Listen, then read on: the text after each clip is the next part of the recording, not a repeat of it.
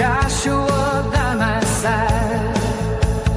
Grandpa's story never dies, rocking through time. Good morning, everybody. Good morning. Good morning. Happy Thursday. Yes. So today we have the last witness? Last witness, and then All right.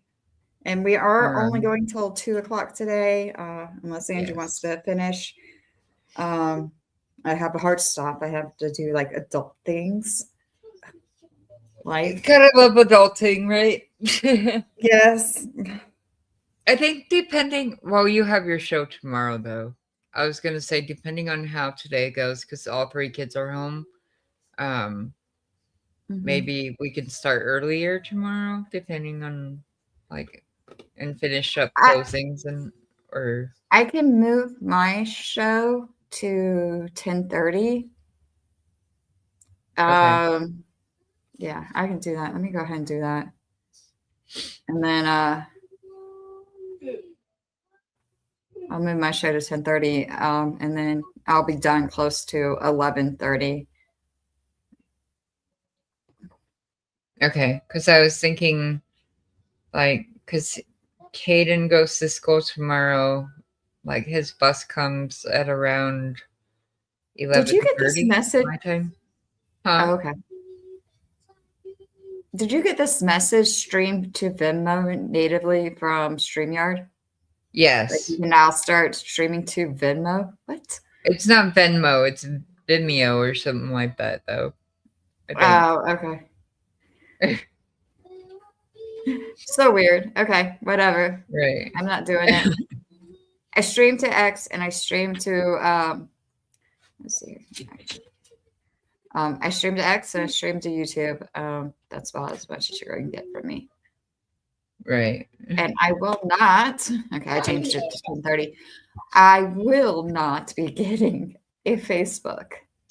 Just not doing it. I have my reasons.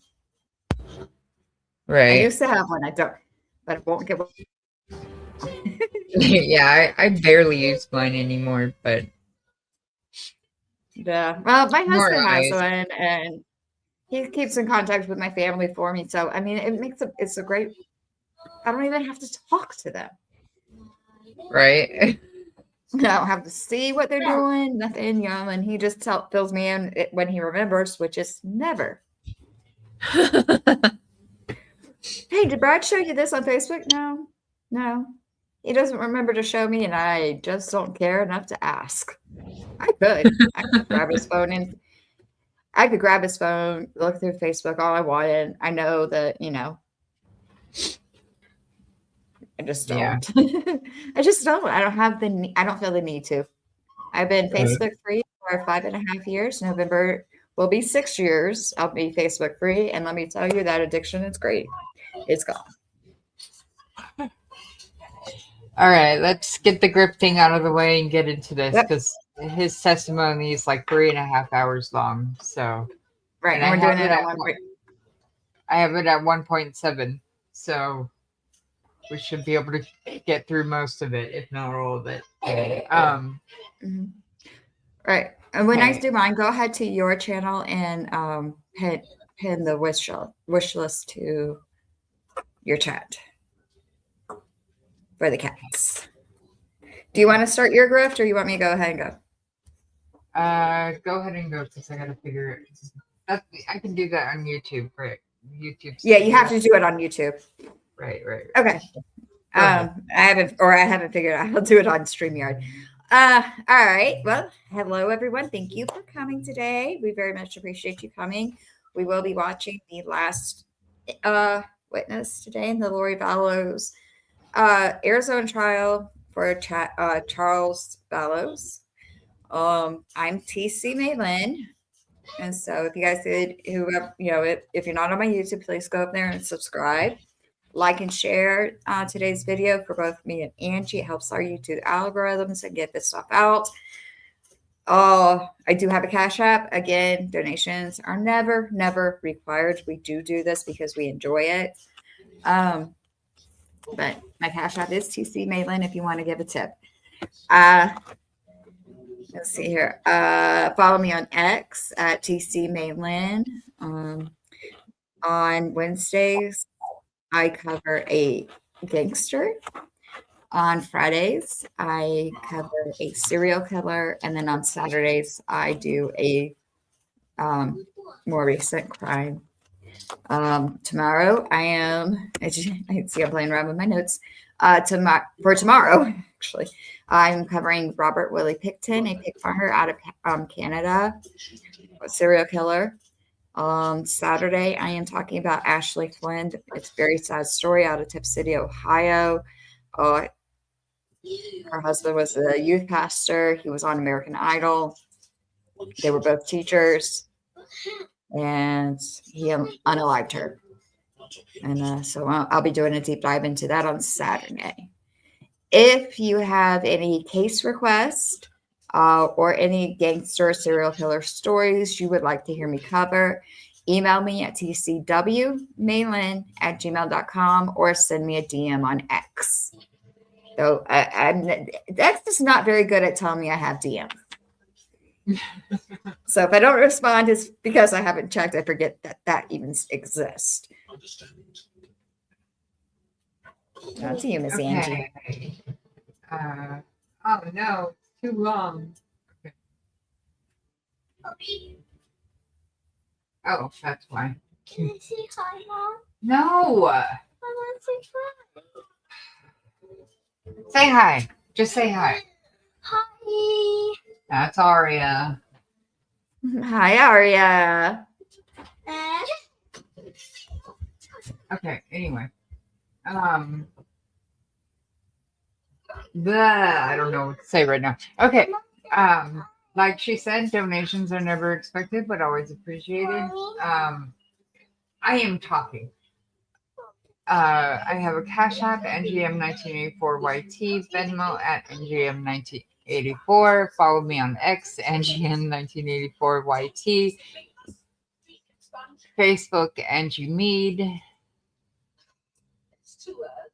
If you would like to join my Discord, email me at ngm1984yt@gmail.com. If you have any cases that you want us to watch, trials you want us to watch, you can email me there. Yeah, I think that's it. And there is a wish list for the fur balls, which I am planning to pin to the top of my YouTube in a minute when I figure it out. Say hi. Hi. That's Charity. Now go sit down. Hi, Charity. Okay, so let's get to this so we can get through it.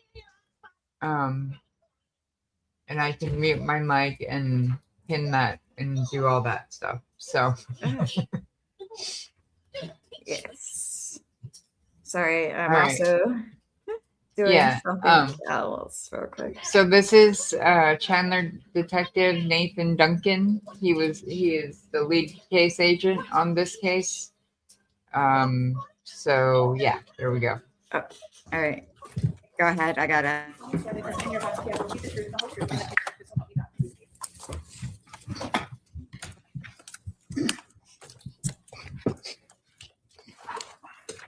Could you please introduce yourself to the jury? Good morning. My name is Nathan Duncan. I'm a detective with the Chandler Police Department, Robbery Homicide Unit. How long have you worked for Chandler Police Department? Well, I'm 2 months shy of 25 years. Can you tell us the different areas you have worked? After graduating from the academy in September of 2000, I went into the patrol unit as a patrol unit for about three and a half years. I then left there and became a detective, working for approximately the next 11 years in our property crime section. And in the last 10 plus years, I've been working in the robbery homicide unit. In your career, have you been asked to write search warrants to obtain and review cell phone records? I have. In your career, have you been asked to write and obtain search warrants for iCloud records? Yes, I have. And in your career, have you been asked to basically write search warrants for all different types of social media and digital media? Yes, On July 11th of 2019, were you working that day? I was. And what were your hours at that time? During that time, so weekdays, days, and I believe at the time I was on a Tuesday through Friday schedule, 10-hour shifts. So on Thursday, July 11th of 2019, did you learn of a shooting at 5531 South Four Peaks Place in Chandler? I did. How did you learn about it? I actually had learned by listening to the radio. I heard the call kick out and of the shooting at the Four Peaks location. And then soon after that, received a phone call to assist detectives at that location. When you arrived at the scene, what can you describe for us what you saw? Yes, I believe I parked to the west of the location. When I arrived, I saw crime scene tape had already been placed. There were emergency vehicles such as fire vehicles and police present already. I then walked towards the front of the house where other detectives had gathered and spoke with them regarding the case, and then we were given tasks. When you arrived, was Alex Cox still on scene, or did you see him? I did see him from a distance. He was seated on the sidewalk. I did not get close to him and did not know who he was at the time. When you arrived, do you know if Lori Daybell was there? I never saw her. When you arrived and you said you met with other detectives, were you given an assignment or task to do? I was. What was that? I was asked to assist Detective Coons with the crime scene and basically be an extra set of eyes and hands for him when processing this crime scene. Okay. So you're with Detective Coons. Was there also anyone else assisting you? At some point, Detective Werther was there as well. And we had a patrol officer that was standing by helping us and also a crime scene investigator with us. Okay. Before you could enter the house, did you obtain or did you have someone write a search warrant so you could go in the house? Yes, So does that mean you guys had to just kind of wait around for that to be approved? absolutely. And then ultimately, did you enter the scene around 11:53 in the morning? We did. When you were helping to process this scene, you were not the case agent, right? No, I was not. Were you aware of the time of the 911 when the 911 call was placed? I was aware at the time, at that particular moment. No, I was not. Is that something you learned later? Yes, Did you include that in your report at some point? I did. Did you get the time correct in your report? I did not.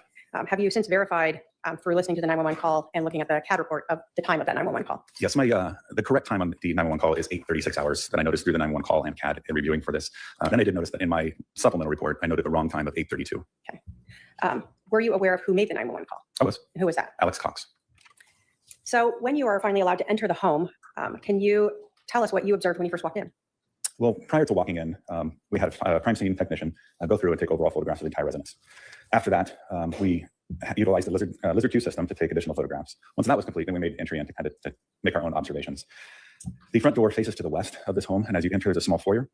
It was white and black checkered flooring, and then you step into what I refer to as a great room that had no furnishings. There was a mirror on the north wall, a large picture window on the east wall, a mirror on the south wall, and a mirror on the west wall. I noticed the body of the deceased, later identified as Charles Vallow, laying on the western portion of the room. He was in what we call the supine position, with his head to the north and his feet to the south, and his arms on each side of his body. Okay. When you saw Charles Vallow, did he appear to be fit? Yes, When you went into the scene, did you notice a lot of blood around the scene? we did not. When you were looking at Charles Vallow, you told us that his hands were each to his sides, correct? Correct. Did you notice any blood on his left hand? I did. Where did you notice that? I noticed some blood in the webbing, we call the webbing of Charles's left hand. And in seeing that blood, and with not seeing any other blood, the only source of blood for that to come in contact with would have been on Charles' chest. So I felt that could have been from him placing his hand to his chest at one point before finally coming to rest. So the flooring around where Charles's hand was, there was no blood around that floor area. Correct. I'm going to put up, if I can have the Elmo, exhibit 40.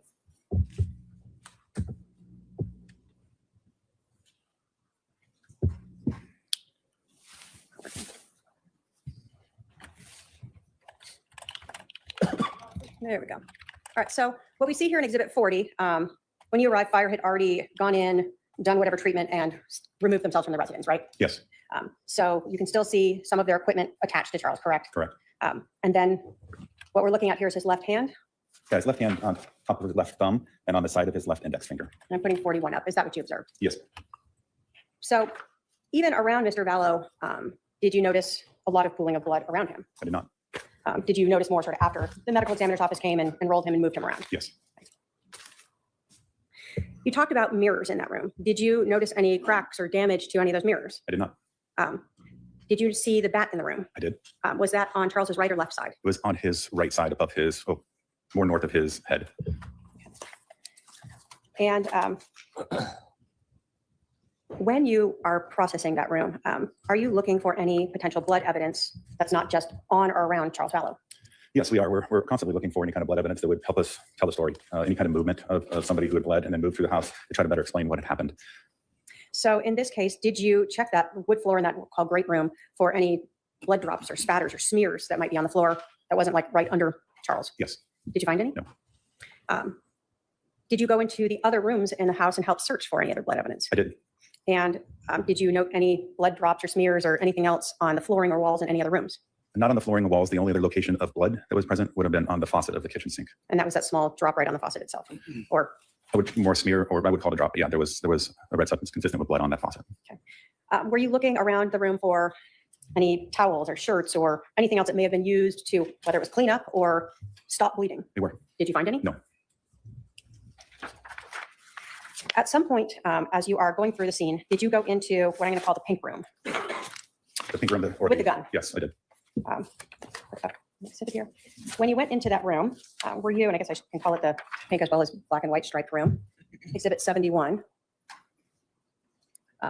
Did you observe this orange duffel bag, the garbage bag with some clothes, and then the gun laying on the floor next to the duffel bag? I did. Were you responsible for making that gun safe? I was. What did you do to make the gun safe? So obviously, we, with help of our crime scene technician, we photographed the gun, the bag, and everything as it is in place. That's how we found it. At that point, I would place some gloves on and pick up the gun, also looking for any kind of blood or biological evidence on the gun while I'm looking at the gun. I would eventually do what's called making the gun safe. I would remove the magazine from the gun, set that aside, and then cycle the slide to remove any kind of cartridge that's inside of the chamber. In this case, this is a Springfield XD handgun. The magazine was released and removed. The cycle was manipulated, and a single .45 caliber cartridge fell out.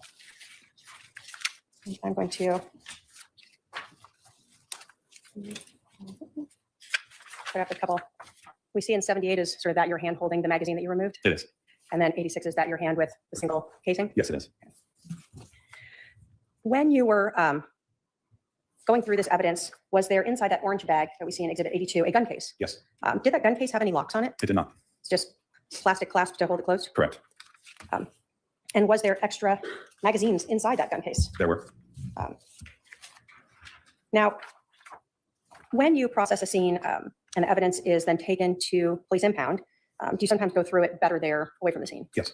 And you put up Exhibit 81 here, that orange duffel bag. I think it's this way. Did you later go through the duffel bag? I did. And is there an outside pocket on that? There is. Did you locate a debit card in there? I did. If I can have my paralegal approach with 234.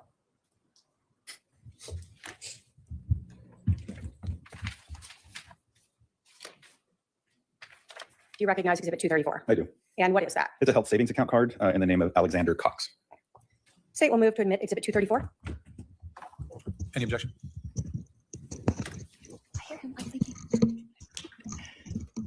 234 is admitted. So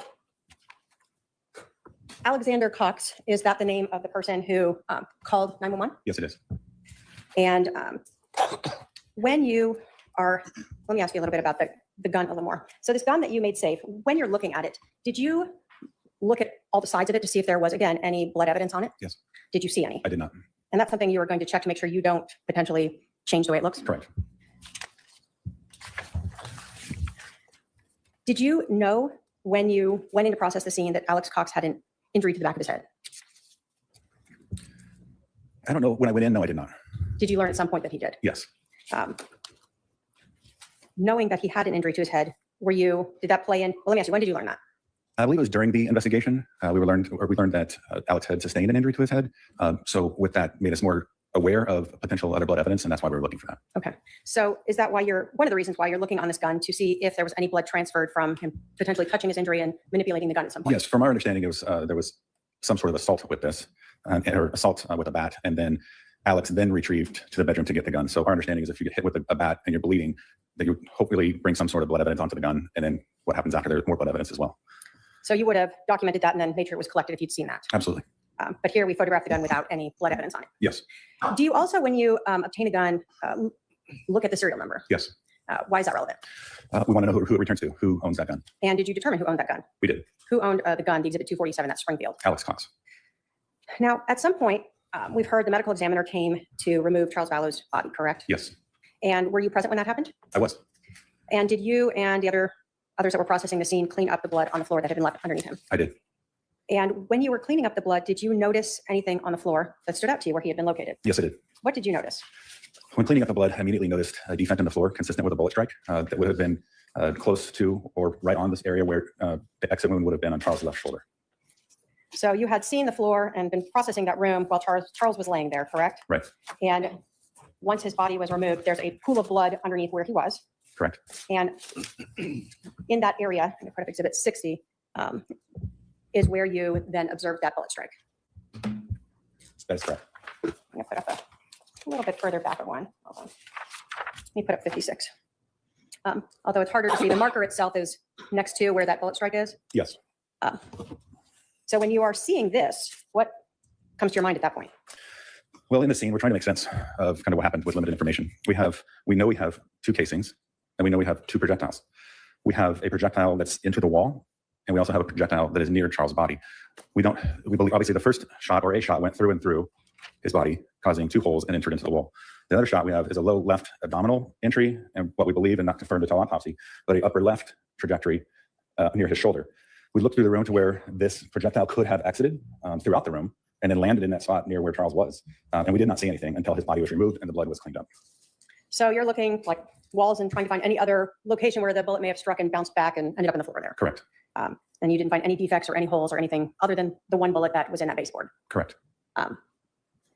So when you see this now, did you feel that was consistent with the bullet striking the floor underneath Charles and him being on the floor when he was shot? 100%. Because of that, did you end up actually cutting out and collecting that board? We did. And then you said that you were wanting to know if that was confirmed during an autopsy, correct? Yes. Did you attend the autopsy? I did not. During this initial investigation on July 11th of 2019, did you ever search Charles Vallow's rental car? I did not.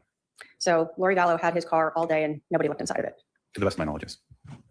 Initially, as a person who was just working the scene with Detective Kuntz, did that sort of end your investigation or your involvement for at least July 11th? Yes. What was your next involvement in this case?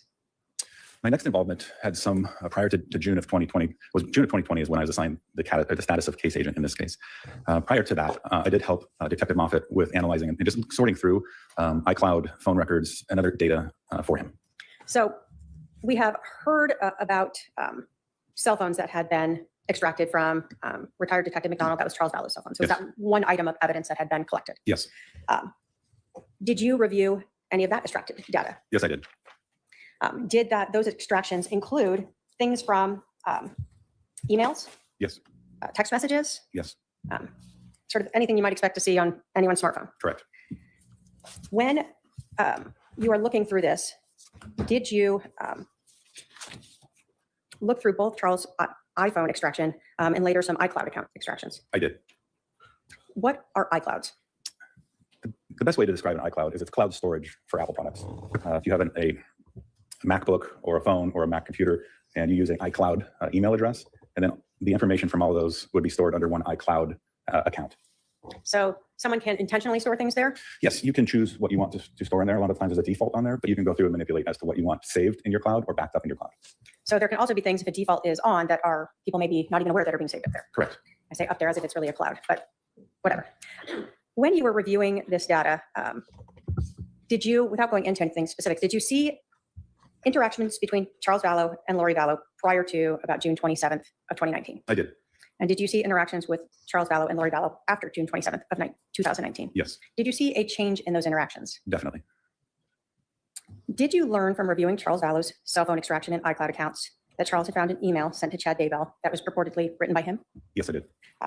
Did that involve an email address, kkwalker75 at Yahoo? Yes, I did.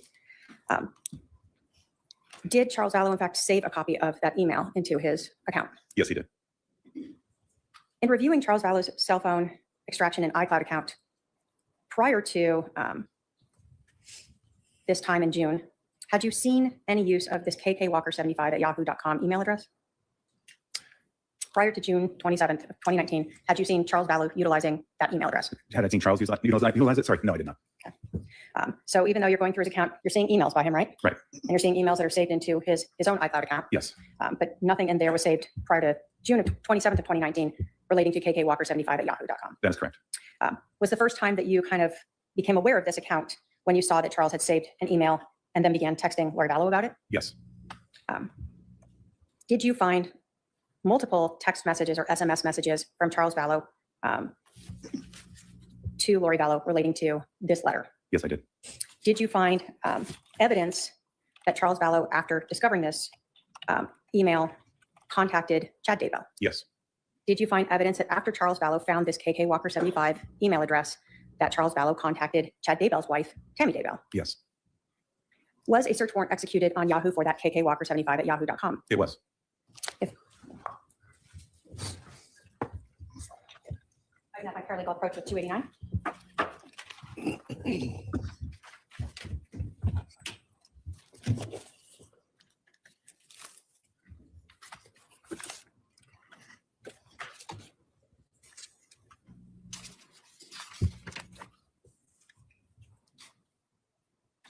Does 289 include first an affidavit from Yahoo authenticating the KKWalker75 at yahoo.com account? It does. Does it include information for the subscriber? It does. And does it include a portion of the emails associated with that account? Yes, it is. When you looked at the subscriber information, what was the name of the person subscribing to this? Karen Walker. Did that person provide a phone number? Yes, I did. And so when they're subscribing to sign this up, is that often a requirement to provide some sort of phone number or way to authenticate these? Yes, Did you recognize that phone number? I did. How did you recognize it? The phone number was linked to an old phone number for Lori Vallow. Was that her 480 phone number? Yeah, last ending in 4652. So you had seen text messages from Lori Vallow to other family members and people under that phone number Correct. in her iCloud account. Correct. Did you also know when that account was opened? Yes, it was opened in April, exactly April of 2019, April 21st. April 21st of 2019. Would that have been when Lori Vallow and Charles Vallow were now in Houston? Yes, Did you also note in the context itself reference to requesting Chad Daybell come out to Houston? I did. The state will move to admit 289 pursuant to 803 and 902. Any objection? Relevant, Your Honor. 289 submitted. If I may publish. Go ahead.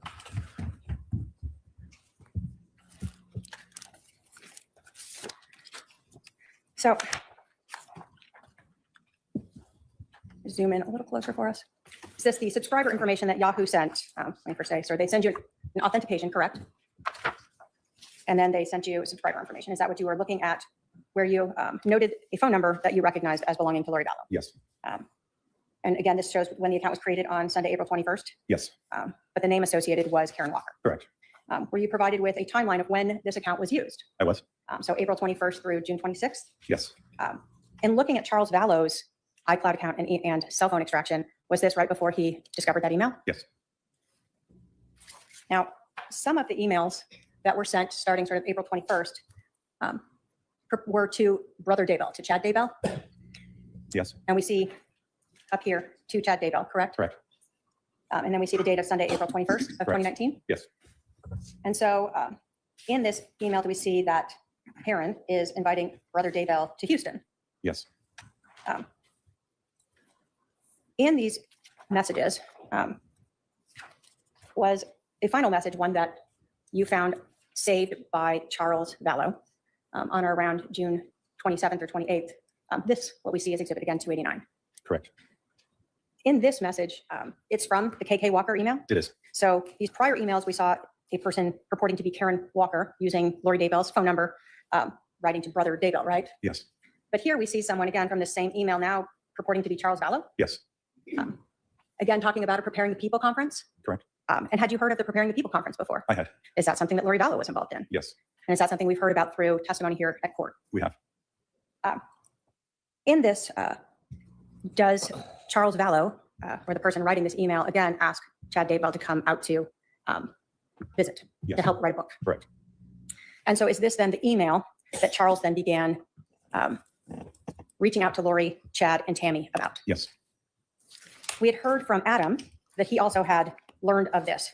Did you see evidence of Charles Vallow also sending this letter that we see in 289 to Adam? I did. Based upon your review of the case and the dates on here, did Charles Vallow begin confronting Lori Vallow and Chad Daybell about the affair less than 2 weeks before he was killed? He did. And did you in fact see emails that Charles Vallow sent to Chad Daybell on June 29th and 30th? I did. And did you in fact see emails that Charles Vallow sent to Tammy Daybell on June 29th and June 30th of 2019? I did. At the time on June 29th, 30th, where was Charles residing at that time? During that time, Charles was in Houston, Texas. During that time, where was Lori Vallow? She was in Arizona. We have this timeline where Charles Vallow begins reaching out to Lori and Chad's wife about this affair. was the first time that Charles Vallow saw Lori Vallow after him discovering this email on July 11th of 2019? I believe so. There was a scheduled trip around the 4th of July that was canceled. So the next time they would have seen each other would have been the July 11th. So based upon your review of SMS messages, iCloud accounts, did Charles help Lori move here to Arizona about a week before this email? Yes, So he had seen her prior to learning about this. correct. And then when he came out here to see JJ. Yes. When you were reviewing, well, let me ask you this. Were search warrants executed to obtain not only Charles Vallow's iCloud accounts, but Lori Vallow's iCloud accounts? Yes, they were. Were there two different iCloud accounts that were that search warrants were executed on? Yes, Was one of them Lori for Style at iCloud.com? it was. And was the other one Lollytime at iCloud.com? It was. In reviewing those records, did you ever find evidence, screenshots of flights that Lori Vallow went to Idaho in March of 2019? I did. And did you ever find evidence, screenshots of flights that Chad Daybell and Lori Vallow flew back to Arizona together on March 19th of I did. 2019? Now, we heard from Adam Cox last week. And he testified about text messages and interactions that he and Charles had leading up to July 11th. When you were going through the extractions of Charles Vallow's phone, did you see text messages between Charles Vallow and Adam Cox? Yes. And did those match what we observed? And I'm going to put up 210 here that was previously admitted. Were these the messages that were previously admitted to Exhibit 210, the same ones you saw in Charles Vallow's phone? Yes, they are. When you were reviewing the text messages or SMS messages for July 11th of 2019, do phones and the extractions advise when a message is received as well as when it's read? It would show that, yes, in the cell byte report. Yes. Okay. So, for instance, we see here a time and a read, correct? Correct. So when a message is incoming, it'll show when it's read. Correct. Obviously, when it's outgoing, we don't have that, correct? So as you were looking at those messages on the cell phone extraction, did you see as Charles is arriving, he's sending messages to Adam? Yes, that's correct. And then he receives a message from Adam at 7:36:19. Yes. And he read that. I'm going to pull in just a little closer so we can see. At 7:36:27. Yes, So just a few seconds later. correct. And then again, he gets that message from Adam. They're planning something. And did he again read that like simultaneously? Yes, And then did Charles send a message within a few seconds of reading that? Absolutely. correct. And then again, this timing is just within seconds, like just ongoing conversation. Yes, Do we see that just a few seconds later, Adam sends a message to Charles? I was supposed to spend the night at the house last night. She probably blocked that. yes, I do. And then again, another 20 seconds later, Charles sends Adam a message. What you do is up to you. Yes, Then we see that Adam sends a message back to Charles again within another 17 seconds or something. I'm going to put the pressure to have him come get me now, see what he says. And that was read again. When? 12:13. And again, did Adam send a second message where he says, okay. And when was that read? 12:13. And then Adam sends another message now. So these first two were at 7:37:29 and 7:37:39. Yes, And those were not read like these other ones almost simultaneously, correct? correct. So after Charles said, what you do is up to you, it doesn't appear that he is any longer reading those emails. Correct. Or text messages, I apologize. The last text message that Adam sent then at 7:49 and 34 seconds was, me and Zach are going to the Stake Center tonight at 8 to play basketball. Holmes is always there, either playing ball or interviewing people. I will try to catch him to have a conversation with my old friend, right? Correct. When was that read? 12:13 as well. Is Charles Vallow alive at 12:13? He is not. So someone else is reading those. Yes, And this is coming from the extraction of Charles Vallow's phone. correct. Do you know who was in possession of Charles Vallow's phone at 12:13 p.m. on July 11th of 2019? Lori, How do you know that? she told us, and she turned the phone back over to us later that afternoon. Did you ever find any other evidence that Lori Vallow and Alex Cox went through Charles Vallow's phone on July 11th of 2019? Yes,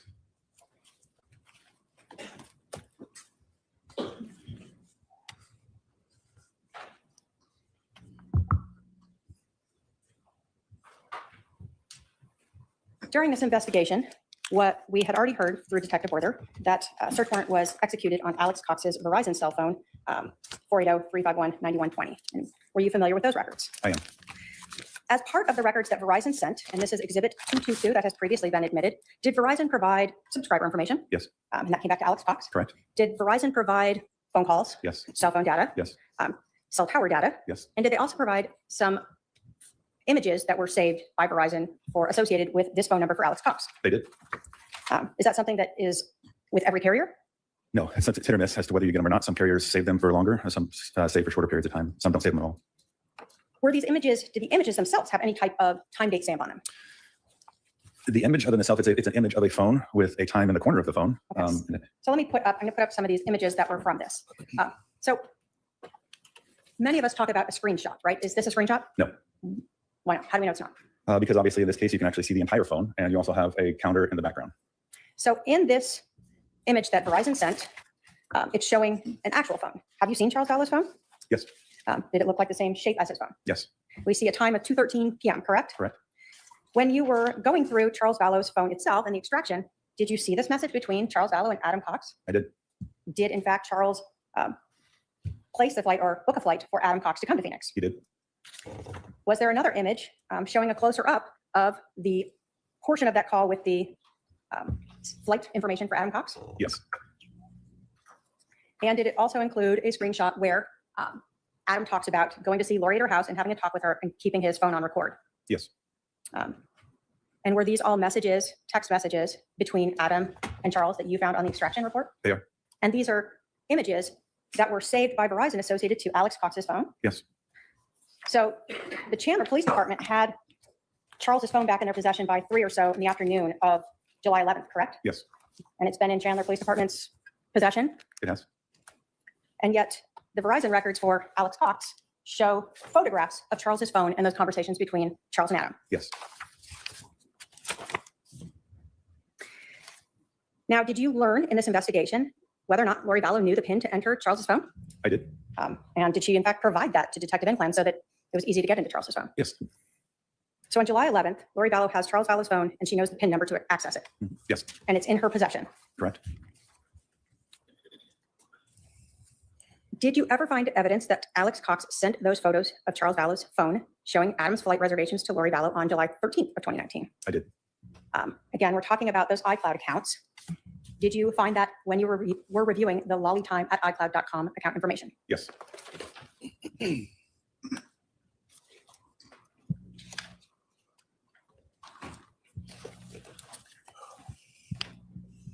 I can have my paralegal approach 231.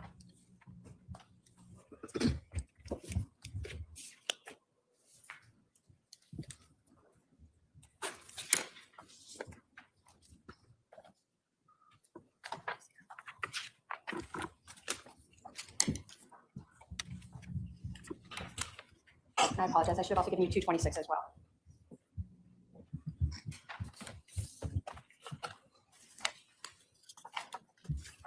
Do you recognize 236 there as the affidavit for the lollytime@icloud.com account information? I do. When you were investigating this case and you obtained a search warrant for the lollytime@icloud account, how did you authenticate or know that those records were related to Lori Vallow? So first and foremost, the account lists her phone number in the 956, ending in 9562, associating that number with the account. Secondly, you can go through the content of the account and you see contacts familiar to Lori. You see text messages where she's texting and people are calling her by her name of Lori. You also have photographs and videos on the account that can all associate that account to Lori.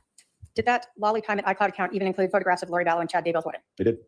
Your Honor, the state will move to admit Exhibit 226, which is the affidavit, as well as Exhibit 231, the photographs. Any objection? Relevant, Your Honor. All right. Give me the numbers again. 226, 231, 226 and 231, 226, 231 are the and if I may publish. Go ahead. So when we're talking about the iCloud account, are you able to kind of go through this extraction, what is provided to you by Apple, and look for things separated in terms of like emails or text messages or photographs? Yes. And then are you also able to then determine both sources and timestamps for some of those things? You are, yes. So looking at this report from the Apple iCloud account, do we see the lollytime@icloud as a source? Yes. And then we see a timestamp over here of 7:13 at 5:57 p.m. Correct. And then this, does that mean that's converted for Arizona time? The UTC -7 mean it is Arizona time, yes. And then we see from Alex Cox, the 9120 number, the one that we were talking about just recently, correct? So in this report, we see that there's 3 photographs that were sent. Thumbnails of those, yes. And then were those photographs also obtained or saved in the iCloud account? Yes, they were. And so again, showing those, were these the same 3 photographs that you had found in Alex Cox's Verizon records? They are.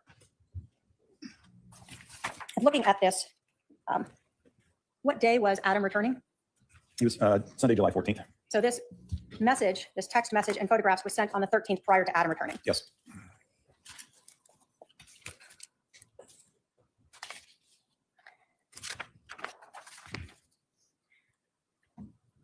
Now, I want to talk to you a little bit about that timeline and what you understood when we start including all this information in. Based upon your investigation, did you learn that Charles Vallow's phone left the area 5531 South Four Peaks Place around 7:49 a.m. on July 11th? Yes, I did.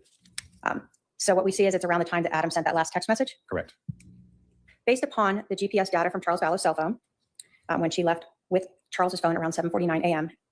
and the 911 call being received at 8:36 a.m., how much time lapsed? 17 minutes. What was the time? From 7:49 49? to 8:36, was that Oh, 46? 47 minutes.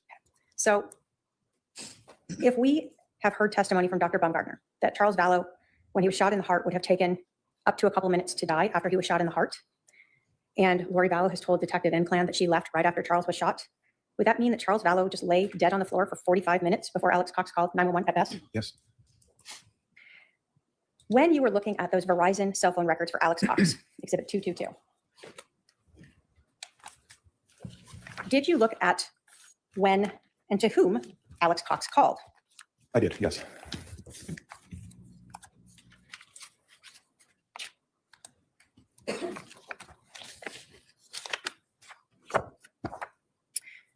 Now, when you are looking at cell phone records, do they often include sort of dates and times of phone numbers, phone calls, durations, and those sorts of things? Yes.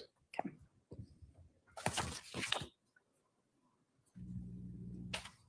I'm going to use the back of one of these here. So when we start looking at July 11th,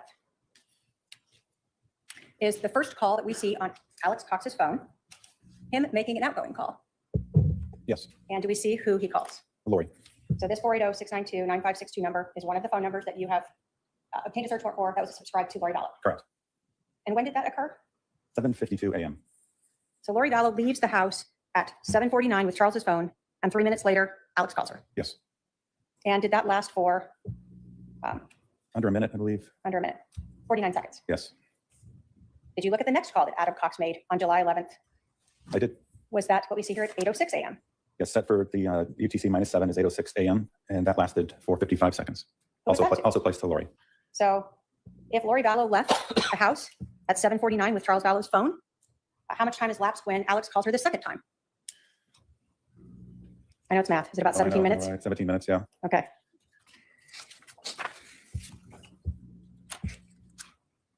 And actually, I think so at this point, has Alex called 911 yet at 8:06 a.m.? At 8:06, he has not. No. So at 8:06, Alex Cox calls Lori a second time, and Charles Vallow has now been laying on the floor for at least 17 minutes. Correct. Understanding that the 911 call isn't made till 8:36, Alex Cox waits another 30 minutes before he calls 911. Yes. Did Lori Vallow ever call 911? No. Neither of her calls, neither of her phones. No. Not on Charles's phone. No. And do we in fact see the 911 call that was made by Alex Cox on these records? Yes. And it shows it as these ones have not been converted, right? Yeah, it's not converted, but the time converting that to the -7 would be 8:35:54 seconds. So when we see the 911 call, that's the connection time with the dispatch was 8:36 basically. Yes. So we knew from Charles Vallow's phone and from body cam that Lori Vallow returns to 5531 South Four Peaks at about 8:48 a.m., correct? Yes.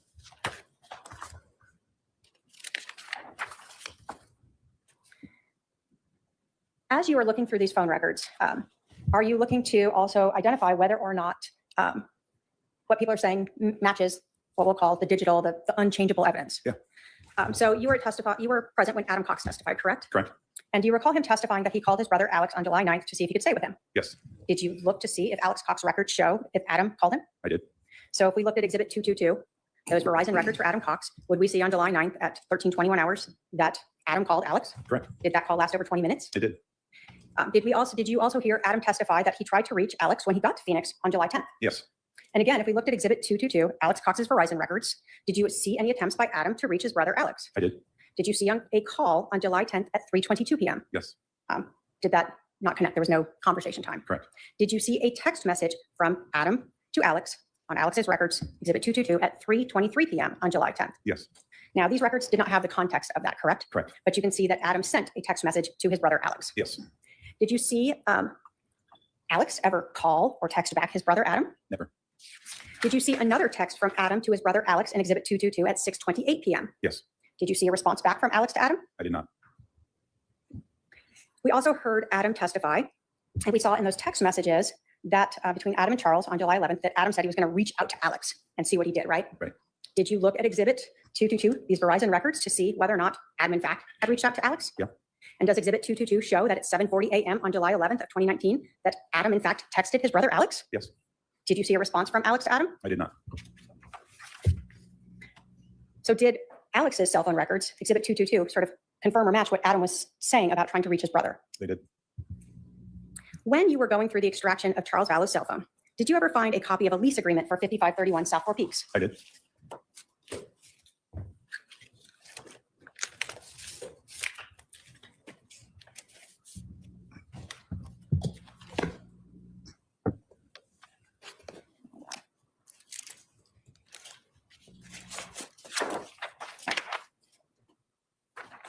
If I could have my paralegal approach with 212.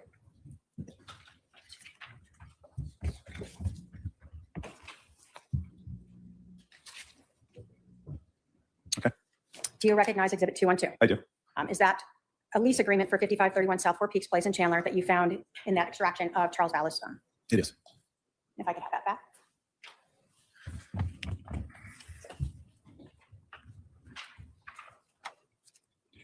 The state will move to admit Exhibit 212. Any objection?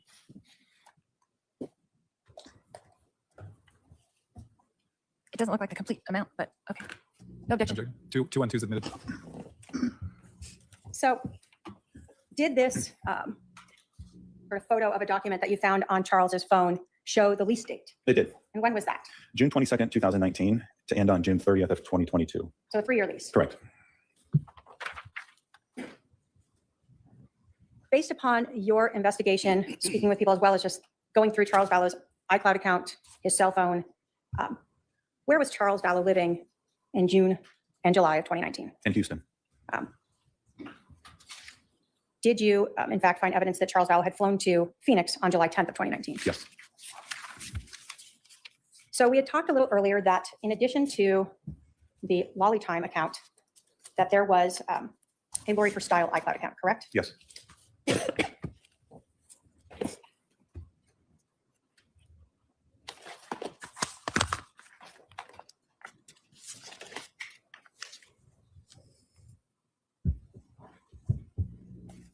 In terms of the Lori for Style at iCloud account, how did you identify that iCloud account as being associated with Lori Vallow? Very similar to the Lolly Time account. The phone number ending in 9562 is listed as the subscriber phone number. Also, the content of the phone, looking at photographs, videos, and communication with others. That is also the Lori for Style at iCloud is a address that she actually gave to Banner Insurance as well. Do we see in the Lori for Style two different phone numbers, both the 808-755-5452 and the 480-692-9562 number assigned to that subscriber? You do. If I can have my paralegal approach with 224 and 225.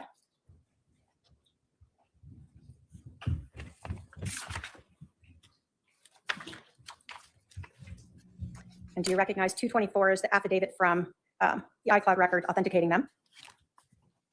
Yes. And is 225 some of the SMS or text messages that were saved in the Lori for Style at iCloud.com records? Yes, they are. State will move to admit 224 through 225. Oh, 224 and 225, sorry.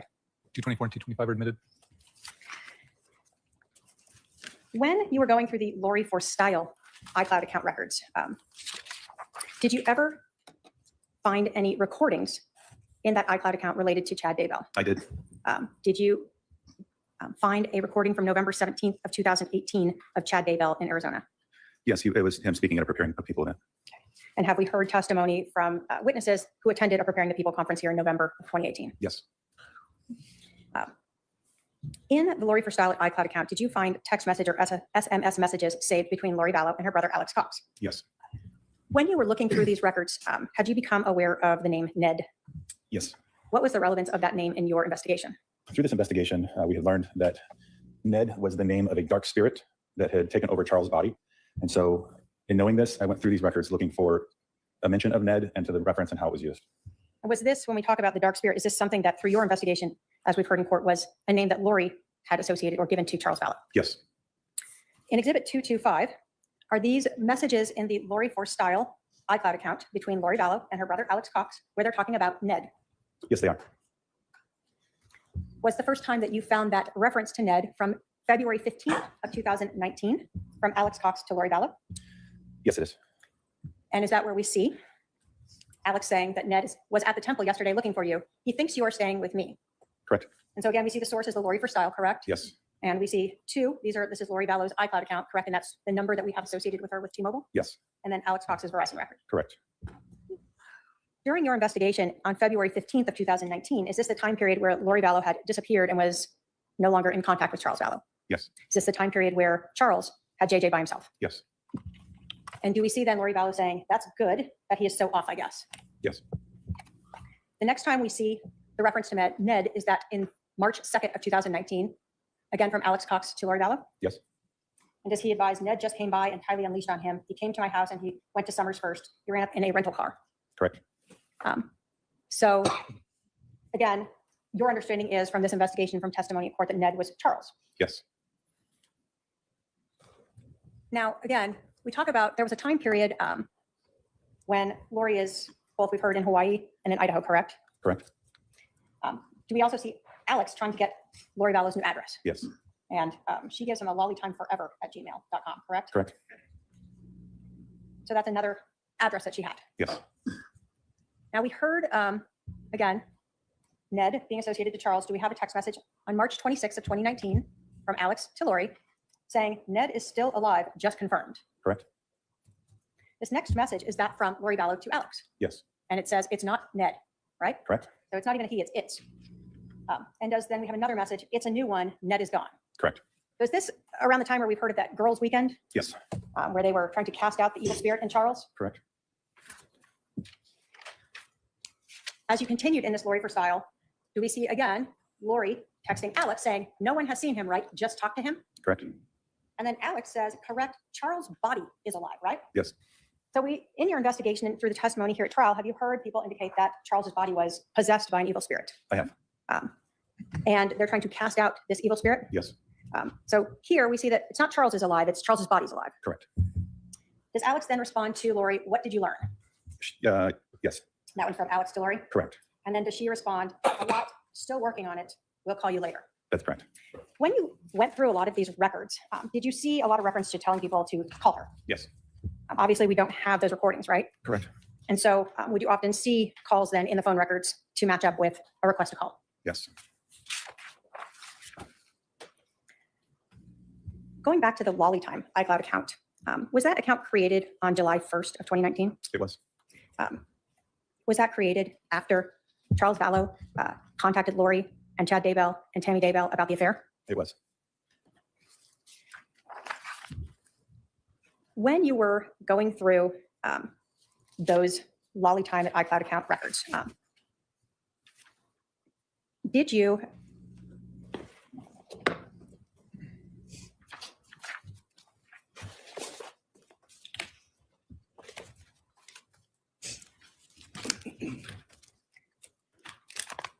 find evidence or find photographs in the Lolly Time at iCloud account showing the change in Charles's beneficiary form for his life insurance? I did. Did you see both a photograph of a computer as well as of documents? Yes. Show defense 232.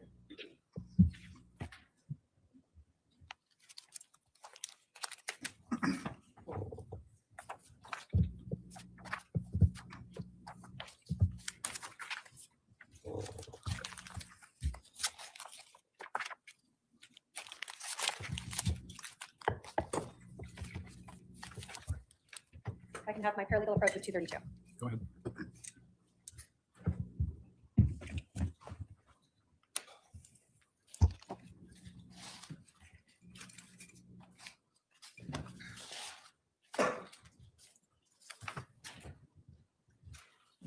Do you recognize both the report and the photos that were obtained or part of the records for the Lolly Time at iCloud.com account that was obtained through a search warrant by the police department? Yes. State would move to admit Exhibit 232.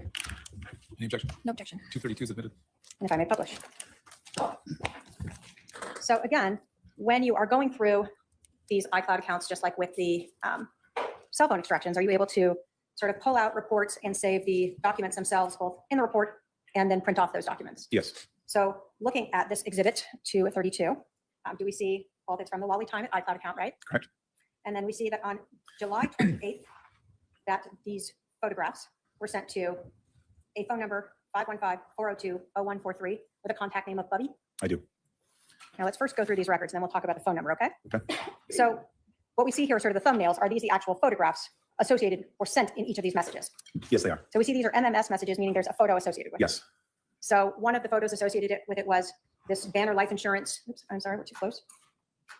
Banner life insurance policy for Charles Vallow, correct? Correct. Showing Lori Vallow as the primary beneficiary. Yes.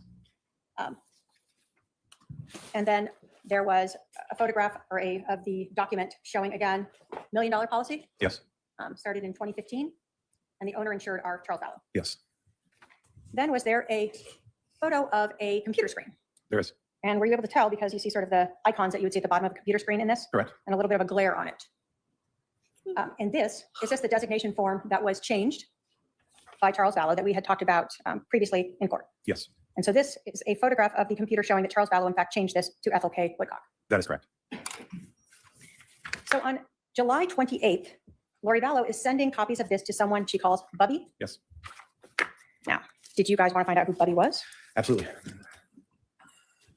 Did you actually obtain a search warrant to get those phone records from AT&T for 515-402-0143? Yes, I did. I can have my paralegal approach with Exhibit 223.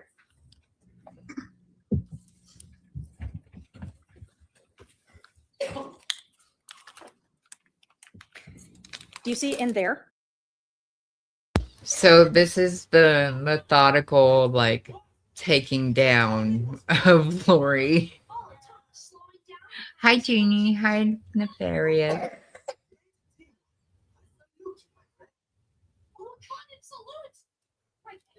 Got me Like with they- Oreos in my mouth. Sorry. Nope, you're good. You're good. So I love Fridge Breaker's name. I love it so much.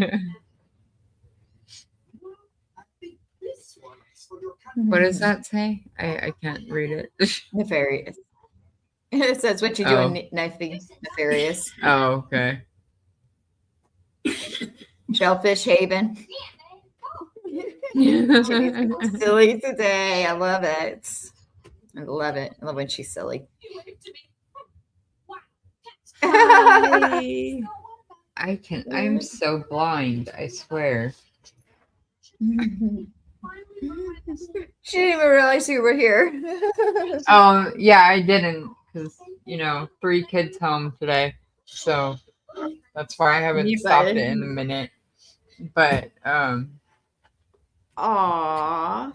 oh, Ryan are being mean to me today. they Well, the need dog- to realize who feeds them. They know. Well, they think they know. They'll tell you daddy does. Oh, okay. They'll tell you I starve them. I don't. I give them, so in the afternoons, I give them vitamins plus probiotics. Plus, then I'll give them an extra TREAT. They're in the room with me. I can't say it. Right.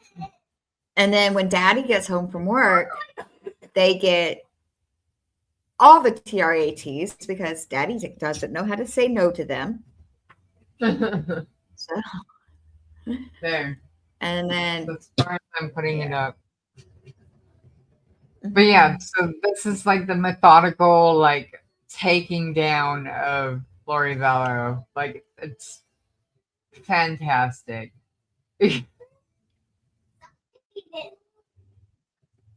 Like it's her just a step relevance. step Like, by bitch. step. It's great. oh yeah, It's I great. love I'm, Trina. I'm loving. Huh?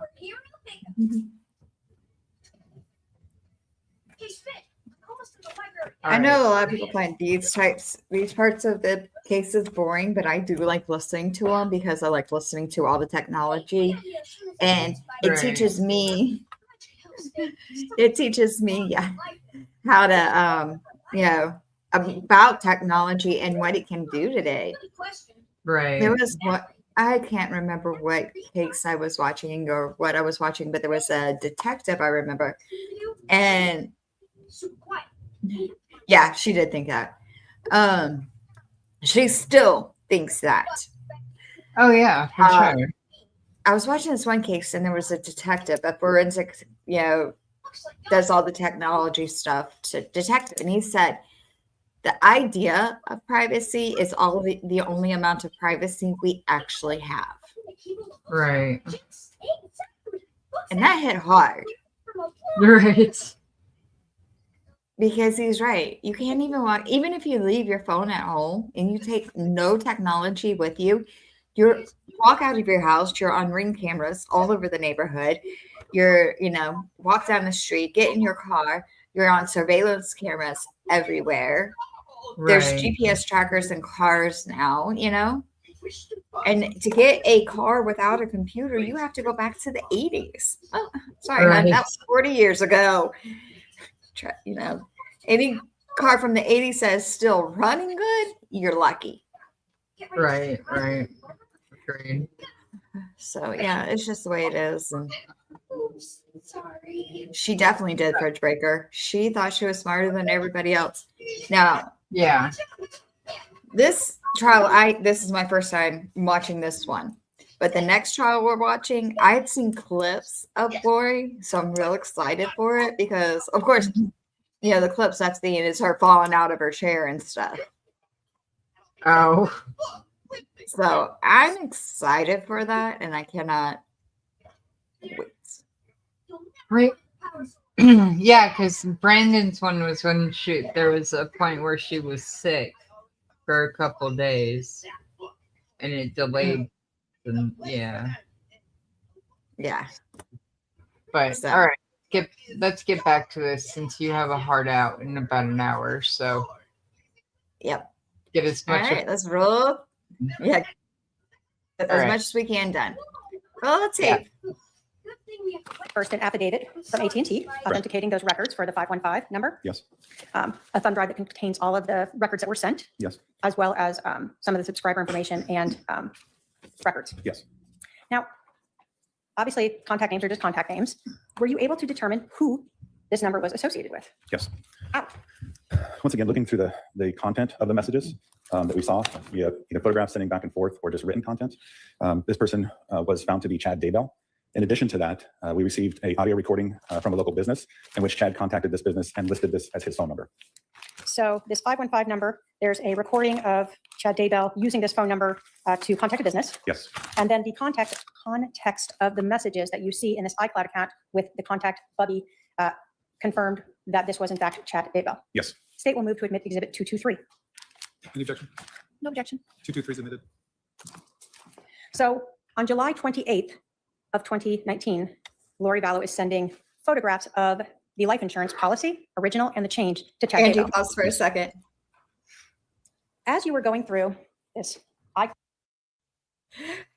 We have to spell out a lot of words around here. One of our chihuahuas is actually incredibly intelligent, and he catches on to things. So we take them for a slow RUN. For a fuck. If you could hear that. Because I can't say it out loud, because then they would all go crazy. We have to spell out so much around here between the dogs and the cats. They keep us on our toes. Yeah, they are. They're something else, and they rule the house. We're good. Very smart. Muggsy, the little brown one. I was talking to myself. I didn't even tell you yesterday. The kitten spent like a whole day out of the playpen.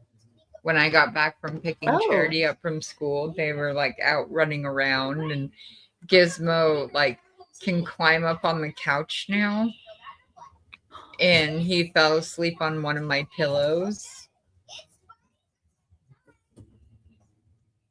I'm gonna miss that boy so much. You have no idea. Okay, before I cry, back to this. Cloud account, the Lolly time. Did you go through many, many, many text messages? Yes, I did. Did you note text messages between Lori Vallow and her brother Alex Cox that were saved in that Lolly time account? Yes. As you were going through those text messages, did you note Lori Vallow giving her brother the new address of 5531 South Four Peaks Place? I did. Did you see the messages leading up to July 11th? For instance, one on July 9th talking about being like Nephi? I did. Did you see text messages between them even out to August 12th where Lori Vallow talks about going to Social Security? Yes. And in these text messages, as you looked at these two conversing, did you see text messages talking about other people being Z's, just the letter, because of their association with Charles? Yes. I'm going to show Defense Exhibit 227.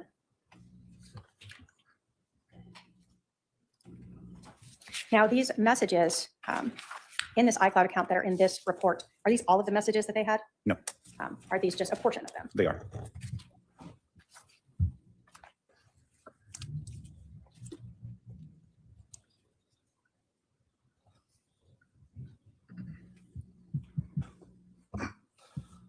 It's ready. Oh, sorry. Okay. And if I, oh, actually, can I have my paralegal approach with 227? Go ahead.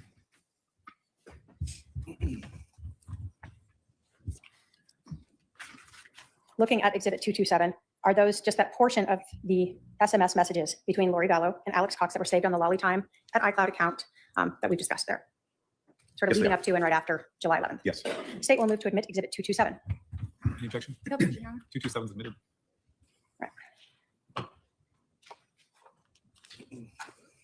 So let's go through these. So again, we're seeing SMS messages, and we're starting here on July 9th, correct? Yeah, 3:05 p.m. And these are from Lori Vallow. This starts the first one from Lori Vallow to Alex Cox. Yes. So we see Lori Vallow tell her brother that Mel is bringing Bodie over here for you now. So can you come? Correct? Yes. So the 9th is the day that Charles and Adam are making their plane reservations. Yes. And do we see that Alex tells Lori he'll be over in a bit? Correct. And then as we continue on the 9th, we see Lori respond, perfect, thanks, right? Yes. And then Alex has to ask for her address, correct? Yes. And so on the 9th, Lori Vallow provides her brother with the address she lives at, 5531 South Four Peaks, correct? Correct. And then there appears to be a response from Alex to her AX. I believe that's probably an attempt to correct the prior state in the above. He spelled AX as well too. So there's an AX below. So a little bit later, we see that was at 4:57 p.m., correct? Yes. So at 9 o'clock on the 9th, do we see a message from Lori Vallow to Alex Cox? So the plot thickens, call me when you can. Yes. Now at that point, when you looked at phone records, did you see any call between Lori Vallow and Alex Cox initially after this first text message? Not after the first one, no. So about 47 minutes later, on July 9th at 9:50 p.m., does Lori Vallow send her brother Alex Cox a message, getting sleepy, so I'm going to need you to stay close to me the next couple days. Mel too. She can't go to Utah. They are planking some kind of intervention, but want Mel out of the way, so I'm left alone. I need to come get the stuff at your house tomorrow and store it or secure it. Lots to do. Thank you for standing by me. It's all coming to a head this week. I will be like Nephi, I am told, and so will you. When you saw that message, did you ever check Alex Cox's cell phone records to determine whether or not there was a phone call after that? I did.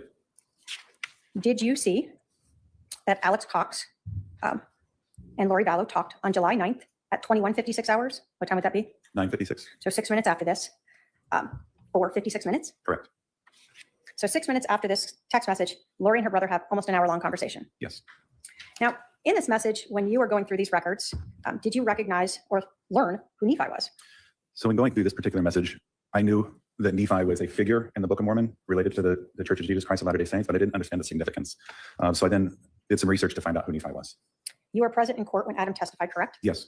And did his testimony about Nephi being told by the Holy Spirit to kill Laban and that this was a justified killing match with what you had learned when you researched it? Yes, it did. So as you were going through these messages, and let me say this investigation, were you able to get to this like July 12th? You're on it and reviewing all these iCloud accounts? No. Did it take significant period of time to start finding phone numbers and finding iCloud accounts and then writing warrants to obtain them. Correct. It's an evolving process. You would find one, and then that would lead you to another. So you're continually writing search warrants for other carriers and businesses. Okay. So when you're reviewing this now, you know the scene and you're understanding some of the case, but you're still putting pieces together. Right. Now, were you aware from looking at Charles's phone and the messages between Charles and Adam that they were talking about an intervention? Yes. So on July 9th, Adam and Charles were discussing an intervention. Correct. Possibly recording Lori. Yes. And then what we see then at 9:50 at night is Lori telling her brother that they're planning an intervention. Yes. So the same day that Adam and Charles were talking, Lori is already letting her brother know there's going to be an intervention. Correct. And they're trying to get her separate and alone for this. Correct. And then there's that long phone call that we don't have recorded, correct? Yes. Judge, do you want me to keep going through these or break here? I do have a significant number Yeah, more. let's go ahead and take our lunch. All right, please be seated. The jury is now present. I'll ask the courtroom assistant to, can you delete the laptop portion of that? All right, Thank you. go ahead. Sorry about that. Oh, thank you. All right, so just to put us back in perspective, when we broke before lunch, we were discussing Exhibit 227, correct? Yes. And this was some of the SMS or text messages between Lori Vallow and Alex Cox that were collected from her Lolly Time iCloud account. Correct. I don't know why, but I just realized what the exhibit number is. I was looking at Janine Lynn's comment. What was it? It's 227. 27? Oh, that number's going to haunt us for the rest of our Forever. lives. Yes, forever, never, never. Yeah. I don't know, Jenny. I'll look after I get home from the grocery. My husband just called me a fucking nerd.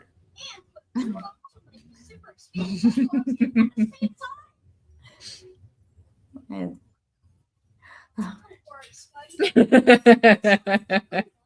the way the way they talk to each other is funny. All right. Sorry. But Jenny, after I get home from adulting this afternoon, I will definitely be looking for it. Okay. Back to this. Yep, roll tape. Okay. We had discussed the text messages from July 9th referencing the intervention. Yes. And we discussed the text messages from July 9th discussing Nephi. Yes. Those messages also referred to Mel, correct? Correct. Now, as we go to the next page of this report, for the 10th of July, do we then see text messages between Lori Vallow and Alex Cox talking about meeting up for lunch with Mel on July 10th? I do. And then as those messages go along, does Lori Vallow, in fact, invite Alex over to her house? Yes. And he advises, okay. Yes. Are there any text messages between them on the 11th of July? There are none. Now, the next messages that we show in this, and again, these are not all of the text messages, correct? Correct. Is from the 13th of July, correct? Correct. And it says, need you, Adam is freaking out. Based upon your understanding of the case and the testimony of Adam Cox, is that when he found out Charles Vallow was dead? That is correct. So this one is from Lori Vallow to Alex saying, need you, Adam is freaking out. Yes. Again, as we kind of go through what was relevant, and we're not saying these are all of the text messages, on August 12th, do we see a text message from Lori Vallow to Alex Cox saying at Social Security? Yes, you do. Based upon your information and review of the case, were you familiar with August 12th being the date that Lori Vallow went to Social Security to apply for survivor benefits? Yes. You told us that when you were looking through these messages, we had originally looked at some of the messages from the Lori for Style account, and you had looked for messages involving Ned, correct? When we heard testimony from Serena Sharp, do you recall her using the word zombie? I do. And that she indicated that that was a term that Lori used. Correct. And it referred to something to do with the possession. Yes. As you were looking through these messages, did you ever see Lori referring to people as Z's I or did. Z, Just a single letter Z. single letter Z?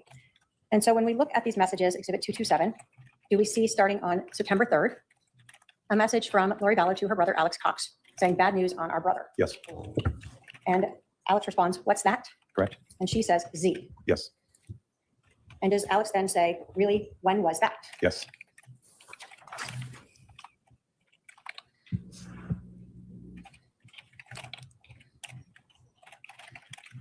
As that conversation continued on that September 3rd, does Lori tell Alex as of early January? Yes.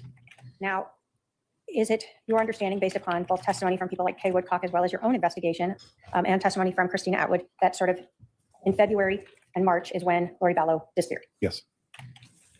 So she's now saying her brother has been a Z as early as January. Does then Alex Cox respond back to her? That explains his interest in Charles. She her brother, I think, as far as Z or Zach. Zach is Her missing. brother Yes. first. Yeah. So initially she's talking about her brother, right? Correct. Yes. And so in this conversation, as we start through, Lori is telling Adam or Alex that their brother is a Z, correct? Correct. As early as January. And it's tied to Charles, right? Correct. And in fact, the next text from Lori Vallow to Adam says, Ned recruited him shortly after. This is why, right? Yes. She then goes on to say he's part of the 24, correct? Yes.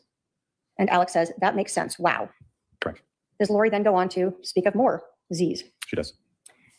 Does she in fact say, again, still on this September 3rd conversation, more sad news, guess who is the final Z of the 24? Yes. And Alex questions if it's Pops or Brandon. Correct. And then Alex also says, Zach. Oops, may not be showing yet, sorry.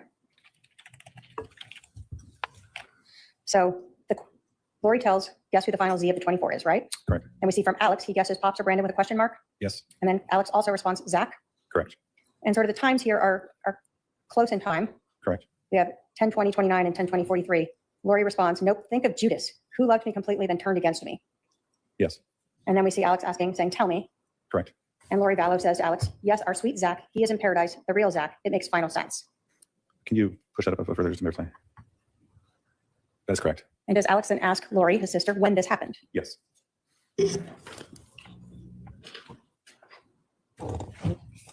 So we're still on the same date. And does Lori then tell Alex about the time he turned? Makes sense. He being dedicated to Brandon and Ned. Yes. So again, we're still seeing this reference of Ned being Charles. Correct. And so now they're tying Adam, Zach, and Brandon with Charles. Correct. And so do we see again, so from Alex to Lori, so February. Yes. And again, is this around that time period where Lori Vallow disappeared? Correct. Left JJ with Charles. Yes. And we had heard in the interview that the defendant gave with Detective Van Plan that she told her about her just leaving and disappearing. Yes. As that conversation goes on, does Alex then say, how did Zach die or was he forced out? He does. Previously in the Lori for Style, had we seen again a reference of Charles' body being alive, but Ned being gone? Yeah. And again, we've heard people testify as to Charles being possessed by that evil spirit. Yes. And the unknown of if that spirit went away, what that would mean for Charles. Correct. So this conversation then, after Alex asked Lori, how did Zach die? Was he forced out? Does Lori go on to say, it's crazy, I know, but it's sad and true. Now we know all 24, right? Yes. And then she also tells Alex, forced out, I think. Correct. And did Alex then say with his anxiety, he wasn't strong enough to fight back? Yes. And Lori, and he said, So throughout this time period, from February of 2019 up through September after this, are we still seeing Lori talking about Charles being dead? Yes. This concept of Z or zombies? Correct. And others that seem to have helped Charles were equally dark. Yes. On the day or the day leading up to, as well as on the 11th of July, so July 10th and 11th, did you, in looking at the reports for the Lolly Time iCloud account, see messages between Lori Vallow and her sister Summer? I did. In those messages, did you see Summer providing updates as to the location of Adam and Zach on the 10th? On the 10th, yes. And did you also see Summer providing Morning, information Greg. about a place for Lori to stay? I did.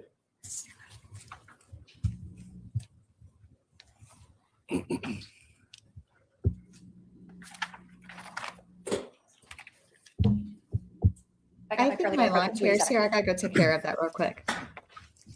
Okay.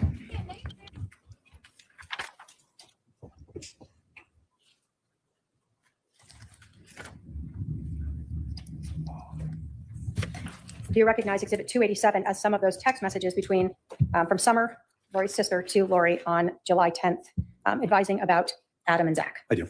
State will move to admit 287 into evidence. Any objection? No objection. 287 submitted. Now, just so we understand again, how is Zach related to Adam? Zach is Adam's son. And so we heard Adam say that when he came down here, Zach was staying with his parents. Yes. And Zach ended up actually flying home with him. Yes. So on the 10th of July, we see, again, this is instant messages now. Is that another Never type of mind. data that could be saved in the iCloud account? Yes, I can. So in these instant messages, we can see who it's from as a contact of Sum, right? Correct. And Adam had told us that Summer was sometimes called Sum. Yes. And then again, contact the 480 with the last numbers 9562 is that Lori Vallow's. Yes, it is. So instant messages between Lori Vallow and Summer. Yes. So on July 10th at 2:04, Summer's asking if Lori can talk. Yes. And then about 34 minutes later, does she advise that Mom is in the car with Adam and Zach on the way home from Sky Harbor? Correct. And so we knew that Adam came in early afternoon on the 10th, right? Yes. And then Summer tells her sister, Lori Vallow, she wanted to know if she could confront him as a preemptive strike. I told her no, just to collect info. Yes. So we know from the 9th in that conversation or that text message by Lori Vallow to her brother Alex that she's aware there's an intervention about to happen. Correct. And she is rallying the troops around her. Correct. And her mom is asking if she can help by doing a preemptive strike. Yes. Then we see an instant message also on the 10th at 10 or 2:43 from Mimi. Adam thinks Melanie left for Utah today because that's the last he knew. I just left it that way.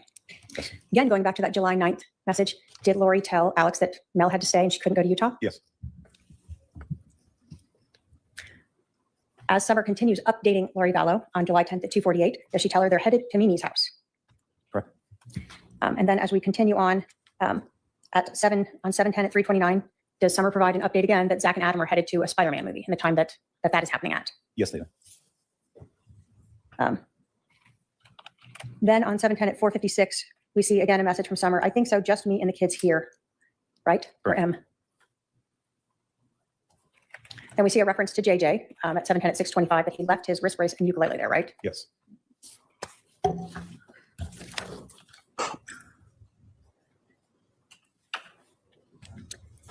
At 6:26 p.m. on July 10th, does Summer then offer Lori that she could stay at her house? She does. She tells her, would you rather stay here this week while we are gone? That way no one would know you were here. We can tell Zach we are putting Zeus in account. Correct. So she's willing to lie to Zach so her sister can stay at her house and have no one know where she is. Apparently. Then she continues to update Lori that at 8:10 p.m. on the 10th that Zach and Adam are still here playing Phase 10 and eating, right? Yes. And as the night goes on, Summer then advises that, again, keeping her updated where Adam and Zach are. Correct. Did this message say, again, that Adam was waiting for Al to text him back? Yes. So again, we knew Adam was thinking he was staying with Al, right? Correct. And then finally at 8:54, we see Adam and Zach just left to go to Mimi's. Yes. And so we heard from Adam that they stayed with his parents. Correct. And then on the 11th, did we just see instant messages from Summer reaching out to Lori saying, how's it going today? Yes. No responses on those. No.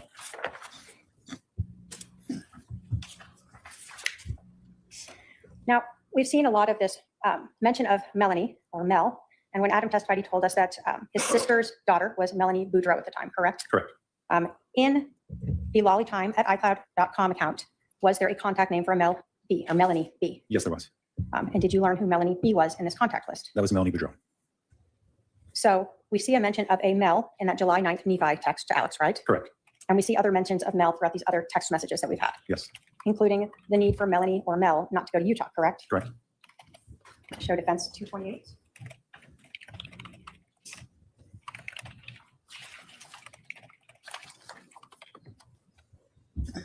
Go ahead. If I can have my paralegal approach with 228.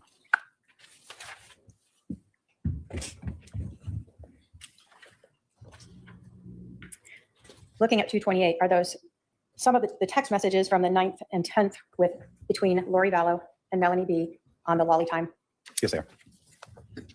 And do those again involve sort of Melanie staying here in Phoenix instead of going to Utah, Yes. as well as updating on where Charles is and where Al is? Correct. State will move to admit 228. Any objection? No objection. 228 submitted. So we had talked about earlier that there are a lot of times where we see sort of the call me things sent. When you first look at this 228, the messages between Lori Vallow and Melanie B on July 9th at about 7:21 p.m. Do we start with a message from Lori to Melanie, need to talk to you ASAP? Yes. Now, when you were talking about the Alex message, let me grab that one.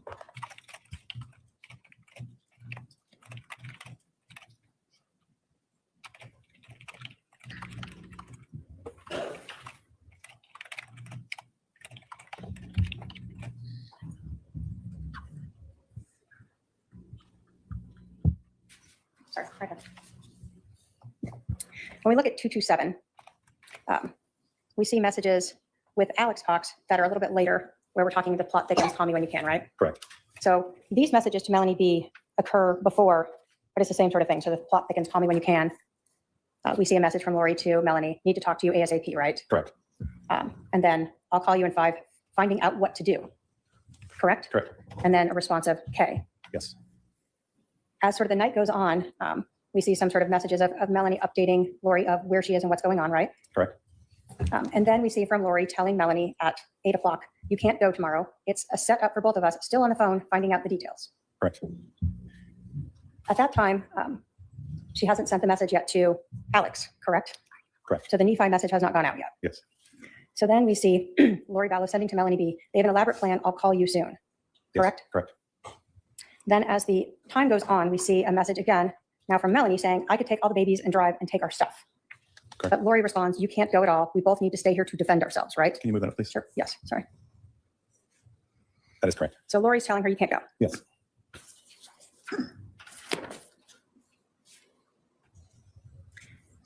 And this is where then we see a message from Lori Vallow to Melanie B. It's coming to a head. This week will change everything. Yes. And that's where Melanie B says, probably why I felt sick about going, even when told to plan to go. Correct. And then again, we see another call me, right? Correct. Now, when we look at timing, we know again, when we go to 227, that the plot thickens to Alex is at 9:03, right? Yes. And so now we also have the plot thickens also sent here, where they're talking. That's Alex. Sorry, that's Alex, yes. Right. So as the night goes on, 9:28, this is sort of in between those messages to Alex as well as before the Nephi one. Right. And we see here that Melanie says, I can lay at my house if I need somewhere to go. And then she goes on to say, I think I'll tell him I don't want to get the kids sick, so I'll go lay down at Mimi's, then gym, temple, and lunch. Yes. So she's going to pretend to be sick, but she's going to go to the gym, temple, and lunch. Correct. Then she continues to sort of advise what's going on the 10th and tell Lori, is it better for me to stay here or leave, do you think? So she's getting her direction from Lori. Correct. And then from Melanie, she advises Lori, Adam and Charles don't come until tomorrow, right? Or she asks her. And then she says, Brandon said, it's okay. We can get in a flight tomorrow or whenever you're better. Yes. So on the 10th, Melanie asked if Charles and Adam are coming in, right? Yes. And Lori tells them they both come tonight, correct? Yes. So she already knows that Adam is coming and that Charles is Charles, coming. yes. Does it go on? Okay. This is from Melanie. So today doesn't really matter, but I'm here. I have the kids tomorrow and that could make it easier for them. So I should probably be sick again tomorrow, question mark. Correct. Correct. And again, does Lori say, I think so, but I think they're moving their plans to tomorrow since they will still try to get rid of you. Yes. Then there's a discussion from Melanie about wanting to go to this wedding. Correct.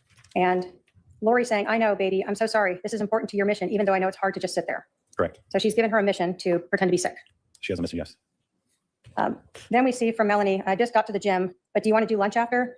What's your day look like? Are you going to Glendale? Correct. So we can see a plan going here where she's pretending to be sick for Lori, but they're meeting up. Yes. Lori says, yes, let's do lunch. I'm not going today. Correct. Then they discuss sort of meeting up. And as we go on in the 10th, is Melanie advising her that Brandon's been here the whole time. He's been on the phone and texting the whole time. I told him I'm trying to get on a flight tomorrow, but he thought the wedding was tomorrow, so he was surprised it's Friday. Correct. And Lori tells her maybe she can go tomorrow night. So on the 11th, Lori Vallow already knows by the 10th, Lori Vallow was already knowing that by the night of the 11th, Mel need not stick around. Correct. So she needs to be there in the morning, but maybe you can go tomorrow night on the 11th. Correct. And then we see again, Melanie, maybe I'll tell him I'm not going at all. And then I just end up going Thursday night, but his plans are canceled. And again, so July 11th is Thursday, right? Yes.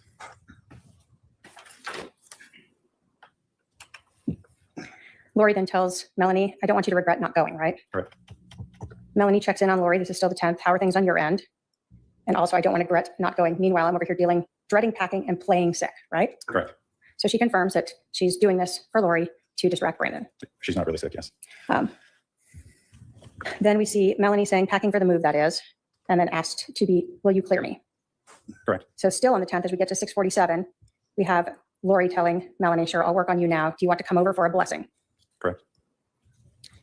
And this is where we then see Melanie ask, sure, I can, but is Charles coming? Is Al there? Right? And so Lori lets her know that Al is here at 7:18 p.m. on July 10th, right? Correct. And Charles says he will come over in the morning. Yes. So at 7:18, everyone sort of knows Al is over at Lori's. Charles isn't there. He'll be over the next morning. Correct. And then we see Melanie say, I'll head over, right? Correct. This next message is from the 11th, correct? Yes. And we see her tell Lori again, Zach is here, right? Correct. And again, now it's closer to 8. He just acted like he was coming over to get his mail. He told Brandon, oh, hey, Adam's in town. And Brandon acted like he didn't know. I asked if he was moving in with Adam Cannon, and he said he doesn't know yet. And then did they confirm after that, I can fly out at 9 p.m. tonight and be back Saturday afternoon? Correct. And those 2 prior messages, you could see the time frame of 7:48. Obviously, the event has taken place, and they're not read until 1:38 in the afternoon. Okay. So yes,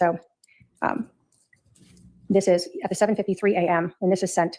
That is after Lori Vallow has left the house with Charles's phone in his car. Correct. And it's read at 1:28 after Lori Vallow has been interviewed and released back in Charles Vallow's SUV. Yes. And they go over to Alex's house. Correct.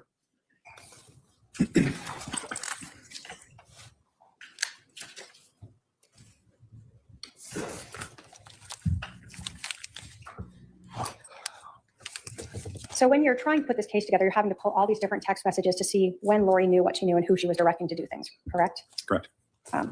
As you were looking through these messages, were you also having to figure out who some of these people were? Yes, I was. We had talked about that phone number, the 515 number that was listed as a contact of Bubby. Do you Yes. recall that? Yeah. And that you, through looking at the iCloud account, the text messages, the call that was made by Chad Daybell using this phone and recorded, that Bubby contact name is Chad Daybell. Correct. When you were reviewing those iCloud accounts, does every text message always save in them? They do not know. So did you also have to look at phone records to see if those matched up or if there were missing records? I did. And we talked about, obviously, phone calls are not saved in the iCloud account, right? Correct. So when you were looking at those Chad Daybell phone records, did you look to see on the morning of July 11th of 2019 if there were any text messages or phone calls made between Chad Daybell's Bubby phone and Lori Vallow? I did. Do those records show a text message from Chad Daybell's phone to Lori Vallow's phone on July 11th of 2019 at 6:06 a.m.? Yes. And those are all in the records that we previously admitted. Correct. Was there another text message from Lori Vallow's cell phone to Chad Daybell's phone on July 11th at 6:12 a.m.? Yes. Was there a text message from Chad Daybell's phone to Lori Vallow's phone at 7:01 a.m.? Correct. And another text message from Chad Daybell's phone to Lori Vallow's phone at 7:33 a.m. Yes. So those phone records don't show us the content of those. No, it just shows that the message they were communicating, but her iCloud will not show the actual content of those. Okay. Looking still at that Exhibit 223, as well as Exhibit 223, which is the 515 number associated with Chad Daybell, and looking at the T-Mobile records for Lori Vallow, Exhibit 220, did you look at those 2 records to see if there was any calls or text messages between Chad Daybell's phone and Lori Vallow's phone after Charles was shot on Yes. July 11th? Yes. Was there a phone call between those 2 phones, Chad Daybell and Lori Vallow, on July 11th at 12:39 p.m.? Yes, there was. That lasted about 1 minute and 45 seconds. Correct. So that would have been after Lori Vallow was interviewed by the police and brought back to the residence. Correct. Was there no other phone call on July 11th of 2019 from Chad Daybell's phone to Lori Vallow's phone at 2:28 p.m. that lasted a little over 11 minutes? Yes. Is that around the time that Detective Enclan was calling Lori to have her come back to 5531 South Four Peaks? Yes, it was. Did you see another call between Lori Vallow and Chad Daybell at 5:42 p.m. that lasted for over 30 minutes? I did. And did you see another call between Chad Daybell and Lori Vallow on July 11th of 2019 at 7 p.m. that lasted approximately 11 minutes? Yes. And did you see a final call on July 11th between Chad Daybell and Lori Vallow at 7:54 p.m. that lasted a little over 13 minutes? I did. When you were looking at the text messages between Lori Vallow and Chad Daybell, or contact name Bubby, that you located in those Lolly Time at iCloud account, did you notice a romantic relationship between them? Yes, I did. Prior to Charles being shot and killed on July 11th of 2019, did you see any open and obvious romantic messages from Chad under any of his contact names that you knew of to Lori Vallow? I did not.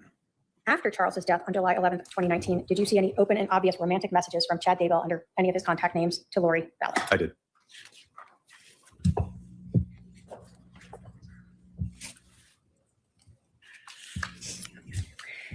Now, were there many messages and between Lori Vallow and contact name Bubby or Chad Daybell? Yes, there were. And again, those are all part of that, recovered as part of the search warrant on the Lolly Time at iCloud account. Yes. In these text messages, did Chad write a, I'll call it, romantic story about Lori and himself that he texted and emailed to her? He did. Did he have other names for them? I believe the names were James and Elena. Did that story seem to sort of at least match the timing of when they met? I did. Were some of them more promiscuous? Yes. Did they also include conversations, though, about people like Adam and Brandon, They did. and about Ned? Yes. And my fairly can approach with 229.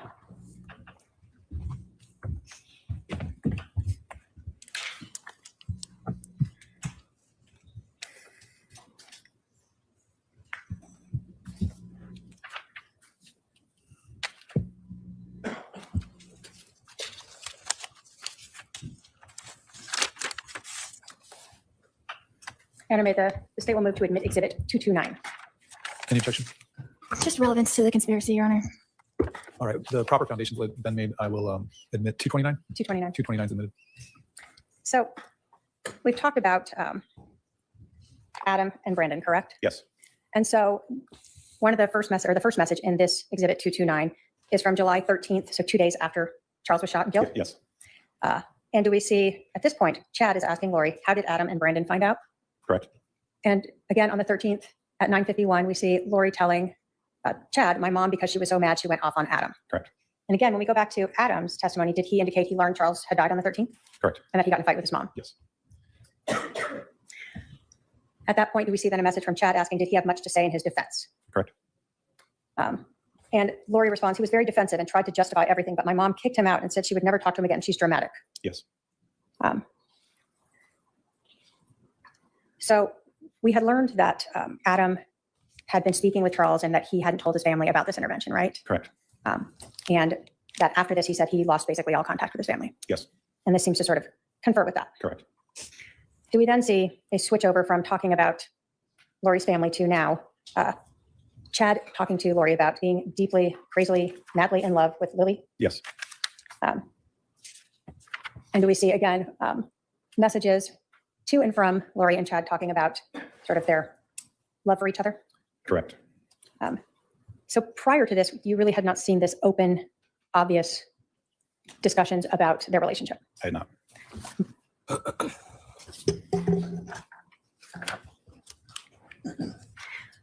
As the time continued, did you continue to see, again, messages of love, as well as a lot of calls? I did. Although we won't read through everything here, is this sort of part of that story you're talking about of James and Elena starting in November? Correct. And is November when the Preparing the People conference was here in Arizona of 2018? Correct. And we've heard testimony from witnesses that Chad Daybell was there. Yes. And you found actually a recording on the Lori for Style of Chad Daybell at the Preparing the People conference in November of 2018. I did.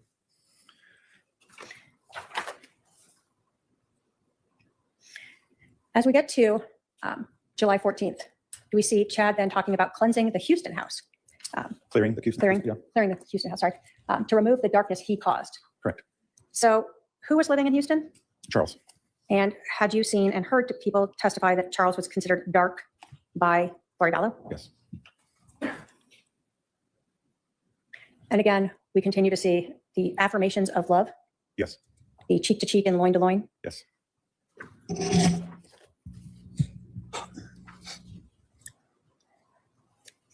Again, more conversations both of love in text messages as well as phone calls. Correct. As we continue on the 14th, did Chad, let me ask you this, where was Chad Daybell living in July of 2019? In Idaho. So Chad is living in Idaho, and you told us that you had seen flights of Lori to Idaho and Lori and Chad to Arizona in March of 2019. Yes. He's asking Lori, did everything go smoothly in ending the hotel stay and getting the car returned? Correct.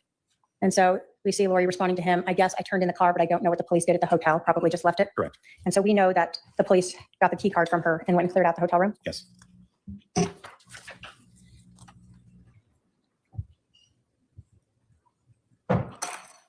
Do we see, again, a continuation of that story that Chad was writing to Lori Vallow? You do. And that continues through most of this till apparently Chad needed a shower. Correct.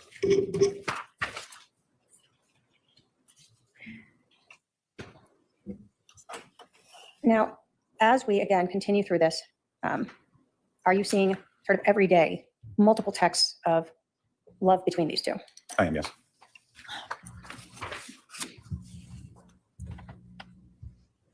And again, going through the 17th, 16th, 17th, again, more affirmations of love, correct? Yes. Now we know on the 15th of July is when Lori Vallow had called Banner Life Insurance to indicate that she was the beneficiary, right? Correct. And on the 18th is when she learned that she was not. Correct. So in Exhibit 229, do we see on July 18th at 12:18 Arizona time? So I talked to the insurance company. He changed it in March. So it was probably Ned before we got rid of him. They can't tell me to whom, of course, but it's done. I'll still get the $4,000 a month from Social Security. Yes. So on July 18th, after she talks with Banner Life Insurance, Lori tells Chad she's not getting the life insurance. Correct. But she tells him she's getting $4,000 a month from Social Security. Correct. Now we know from Lori Vallow's text to Alex that she went to Social Security on August 12th, correct? Yes. And we also had testimony from Social Security about that. Correct. But here it is on July 18th of 2018, and she already knows she's going to get money from Social Security. Correct. Again, do you see a lot of additional continuing everyday multiple affirmations of their relationship? I do. And this email or this report just went through the July 18th where we have that message about the Social Security. Yes. Did those affirmations continue on after Yes, that? they did. So now that Charles is dead, there's a very open texting and calling relationship between Lori Vallow and Chad Daybell. Yes. Now, we had indicated that there were multiple contact names that were associated in the Lolly Time iCloud account to Chad Daybell. Yes. While you were looking at these text messages in the Lolly Time iCloud account, did you locate any for a contact name Melanie 2 with the number 2? I did. And in reviewing those messages, did you identify them as coming from Chad Daybell as well? Yes. The number linked to that contact of Melanie 2 was for Chad Daybell. Did you even see a message from Melanie 2 with an attached photo showing Chad Daybell? Correct. And were all those, not all of them, were there a substantial number of those messages between Melanie 2 and Lori Vallow, the same sort of romantic discussions that you saw between contact name Bubby Yes. and Lori? Yes.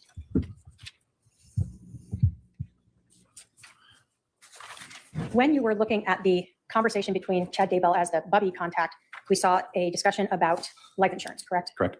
Did you also see a conversation between Lori and Melanie 2, aka Chad, about life insurance? I did. If I can have my paralegal approach with 288 and 230.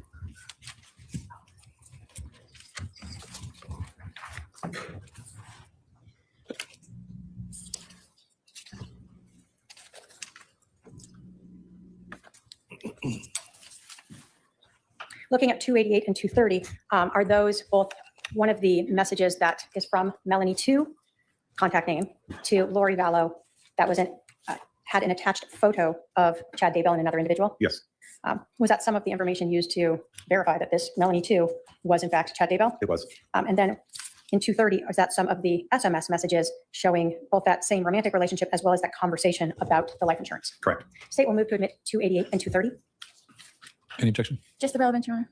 288 and 230 are admitted. So starting with 288, was this again a message, an MMS, so meaning there's an attached photo with it, right? Correct. That occurred on July 17th of 2019 from Melanie 2 contact name. And it said, I took a photo with Alan Osmond for Mark. Correct.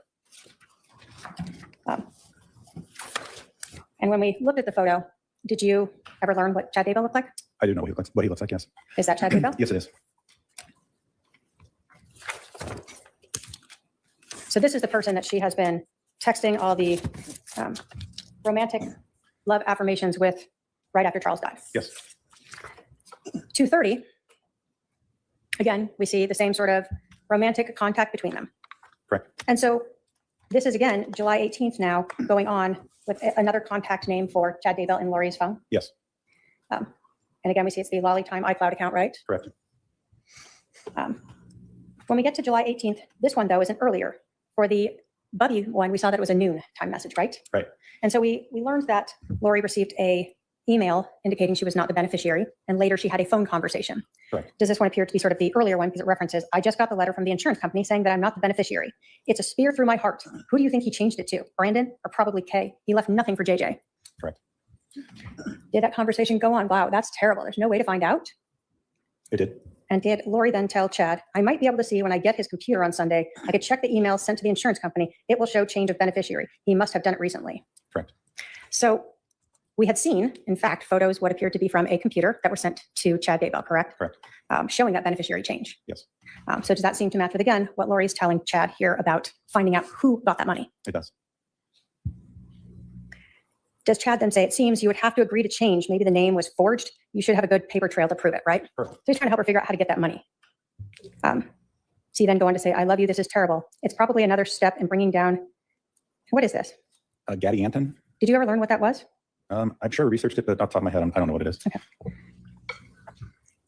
Did Lori then tell him, nope, he can change it anytime he wants. He's the agent and anyone can change the beneficiary anytime with their own signature. I'm thinking it must be Kay. Correct. So she understood, at least to Chad, that Charles had that right. Yes. Does Chad then say, it will be interesting if he if it got changed after he had 2 bullets in his chest. Correct. And she goes on to respond, I don't think it could have. You can't change it after the death date. They would review that. Correct. And then she goes on to say again, I'm thinking Kay as well. Or he says, I'm thinking Kay as well. She's probably freaking out that you got those computers. I'm going to shower and give you a blessing. I'm eager to get home so we can talk. It will be okay, my love. You are wonderful. Correct. And then she says, miss you so much. And he responds, miss you the most. Yes. All right, let's stop it there for today. Yep. Sounds good. Sounds like a good spot to stop. Yeah. To say my jaw dropped when I heard that one message from Chad where he's like, I wonder if it got changed when after he had 2 bullets in his chest. Really? Like, Yeah. But no, he just had a feeling ahead of time. mm-hmm. So, yeah, fun times. All All right. right. Well, I think today went pretty well. What do you think? yeah.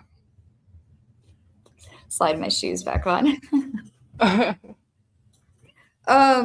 Yeah, I think today went pretty well. So maybe we can do maybe 2 hours tomorrow, or however long the kids will give us. Yeah, I'm thinking if I get up maybe a little earlier than I did today, like we could probably do it. All right, I'll be doing 10:30 to 11:30 about Robert Pickton, and then just roll in. We can roll into finishing this up. Okay. Okay.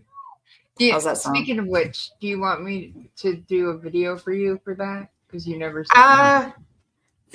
I was actually going to talk to you about that. In fact, I don't. There's not very many pictures out there of Robert Pickton, and the Okay. ones that are out there are gross. I do have a song. I do need you to make it to where I can use it as put it in for the intro. So if you don't mind Okay. that, Yeah, I'd appreciate that. We Now, can talk- we can talk about that off air. yeah, we'll talk about that off air. But be prepared for Ashley Flynn. Because Suppo's writing a song for that one too. I love him. Yeah, he is so wonderful. I just absolutely love him. If you guys are not, anybody's not subs to him, it's Suppo. He is one of the chat rats. He writes AI songs for us. He wrote my awesome intro. He wrote Angie's intro. He's been writing songs for every single one of my episodes. I mean, and he just Why comes are up you with them, and then fighting Angie the goes through just. Oh. Camera. Can you guess? No, Aria. Hi, Callie. No, Or Gizmo. Gizmo. All right. So I just dropped his link in my chat, and I'm going to drop his link in your chat. There we go. Uh, There's the Gizmo. Hey, go. You're not supposed to be on camera. Kaden, go. I'm sorry, bud, but Daddy doesn't Hi, want you on Gizmo. camera. Hi, Kissy Kiss. Your roommate loves you. Oh, Kaden's Aw. mad because I wouldn't let him go on camera. All right. right. Well, yeah, we got to get. I do got to go. So I'm Okay. going to say my closing, and then I'm just going to step out. Okay. Again, thank you everybody who showed up today. We very much appreciate you guys coming and hanging out with us. Tomorrow morning at 10:30, I am going to be talking about Robert Picton out of Canada, a pig farmer serial killer. So that's a cool story. And then on Saturday morning at 10:30, I am going to be talking about Ashley Flynn. Her husband's Caleb Flynn, who was on American Idol and was a pastor, a youth pastor of a church, and they were both teachers. And he unalived her. So a lot to unpack there too. And then tomorrow, we're going to be finishing up the testimony with this dude on the stand, and possibly going into closings at 8 p.m. Yeah, at 8 p.m. we're going to be streaming Talk Shite on in Angie's World. So that will be on Angie's channel only tomorrow night at 8 o'clock. Thank you, Nefarious. Love you, and everybody always subscribe, like, and share. Do the YouTube things. Go out with love and peace in your heart. I love you guys. Be beautiful butterflies, and pollinate everybody's YouTube algorithms. Bye. Bye. All right. I am gonna finish it off, obviously. Where are you going? Go back in there. Sorry. So follow me on X, AngieM1984. Donations are not required, but always appreciated. Cash App NGM1984YT, Venmo at NGM1984, Buy Me a Coffee NGM1984. Follow me on Facebook as well, Angie Mead. And yeah, I hope everybody has a wonderful day, and I will see you in the chats later. Bye, everybody.